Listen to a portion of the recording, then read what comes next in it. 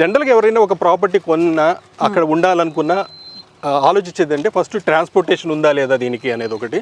అలాగే హెల్త్కి సంబంధించి హాస్పిటల్స్ అట్లాంటివి ఏమైనా నియర్ బై ఉన్నాయా లేదా అనేది ఒకటి. అలాగే పిల్లలు ఇప్పుడు వాళ్ళకి స్కూల్స్ కావాలి, కాలేజెస్ కావాలి, ఇవన్నీ కూడా చూస్తారు. సో ఇవన్నీ మనకి అవైలబుల్ ఉన్న లొకేషన్ అనమాట ఇది.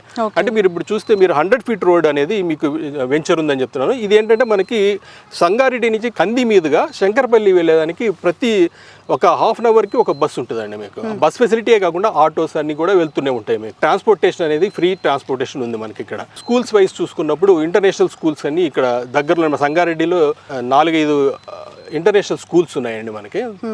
మీరు ఇంకా గీతం యూనివర్సిటీ, అలాగే కంది ఐఐటి అనేది చాలా ఫేమస్, మన ఇండియాలోనే బాగా ఫేమస్ అయింది ఇప్పుడు. దాన్ని 350 ఎకరాల్లో డెవలప్ చేస్తున్నారు. అది మనకి జస్ట్ ఒక 5 కిలోమీటర్ల డిస్టెన్స్లోనే ఉంది. అంటే జస్ట్ మనం 5 to 10 minutes లోపల మనం అక్కడికి రీచ్ అవ్వచ్చు అండి.